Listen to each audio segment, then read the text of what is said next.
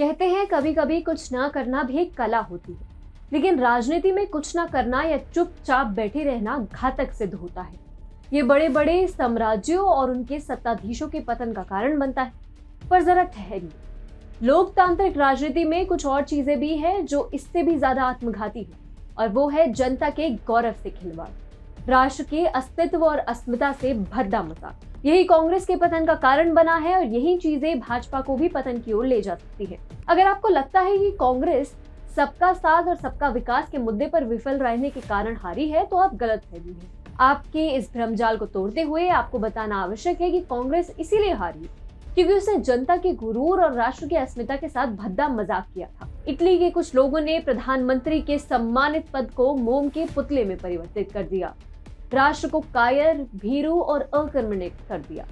ऐसे स्वार्थी सत्ताधीशों में जनता अपना और अपने राष्ट्र का प्रतिबिंब नहीं देख सकती थी, अतः उसने अपना बहुमूल्य मत देकर प्रधानमंत्री मोदी को चुना।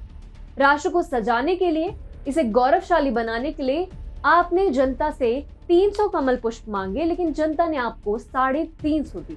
2019 में हुआ आपका राज तिलक 2014 में हुए आपके राजाभिषेक से ज्यादा वैभवशाली था।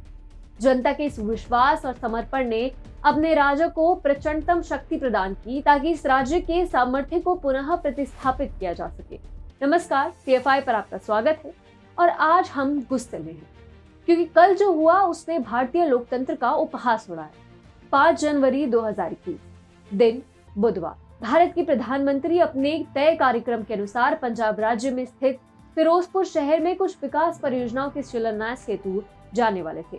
खराब मौसम और तेज बारिश के कारण भटिंडा एयरपोर्ट से फिरोजपुर पहुंचना लगभग असंभव था, अतः उन्होंने बिना समय गंवाते हुए हवाई मार्ग के बदले सड़क मार्ग से जाने का निश्चय किया। पंजाब के DGP ने SPG को सुरक्षा और रूट क्लियरेंस का आश्वासन दिया, परंतु जैसे ही प्रधानमंत्री का काफिला मोगा फिरोजपुर फ्लाईओवर के पास पहुंचा, भारतीय किसान यूनियन क्रांतिकारी के लोगों ने मार्ग में अवरोध उत्पन्न कर दिया।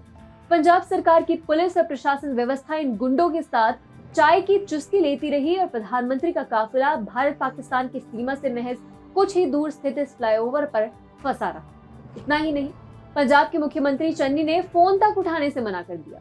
इस सब के बाद किसी तरह अपनी जान बचाते हुए प्रधानमंत्री वापस भटिंडा एयरपोर्ट पहुंचे। प्रधानमंत्री ने हवाई अड्डे के अधिकारियों से बड़ी विनम्रता से कहा कि अपने CM को कहना मेरी जान बख्शने के लिए धन्यवाद। इसके बाद आरंभ हुआ कांग्रेस की राष्ट्र विरोधी राजनीति का नृत्य। युवा कांग्रेस के राष्ट्रीय अध्यक्ष ने व्यंग्यात्मक लहजे में ट्वीट करते हुए कहा कि हाउस द जोश, तो वहीं सिद्धू ने इसे प्रधानमंत्री का ड्रामा बता दिया। निंदा, आरोप, प्रत्यारोप और राजनीतिक बेशर्मी का दौर शुरू हो गया।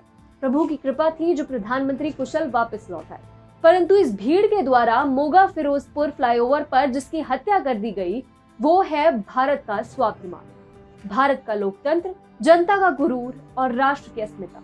ये वही भीड़ है जिसने लाल किले पर भारत की अस्मिता को उल्टा टांग दिया था। ये वही भीड़ है जिसने शाहीन बाग को कब्जे में ले लिया था, सिंघू बॉर्डर पर भारत को लटकाकर उल्टा टांग दिया था। ये वही भीड़ है जो संसद की सर्वोच्चता और भारत के लोकतंत्र में नहीं बल्कि सड़क की अराजकता और गालियों की निरंकुशता में विश्वास रखती है। जनता जनार्दन द्वारा प्रदान किए गए असीम सामर्थ्य के बदौलत हमने बंगाली हिंदुओं का भाग्य आपके कंधे पर छोड़ा था। देश के दबे कुचले और लघु किसानों ने आपके सामर्थ्य की ओर उम्मीद भरी नजरों से देखा। क्षमा करिएगा अगर आपको या किसी और को ये लगता है कि जनता ये सब भूल जाएगी, पर सब याद रखा जाएगा।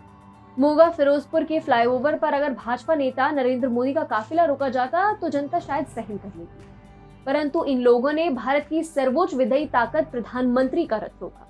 किसी को माफ नहीं किया जाना चाहिए, ये सब याद रखा जाना चाहिए। हम तब नहीं बोले जब आडवाणी जी का रथ रोका गया, हम तब भी चुप रहे जब लाल चौक पर आपको रोका गया, परंतु इस बार भारत की संप्रभुता और लोकतंत्र के प्रति भारत के प्रधानमंत्री को रोका गया और अब सब याद रखा जाएगा। इसीलिए इन सभी चीजों को याद रखते हुए कृपा कर दोषियों पर कार्रवाई करें, अंततः जनता की बची कुची उम्मीद और आपके मतदाताओं का भरोसा टूट जाएगा।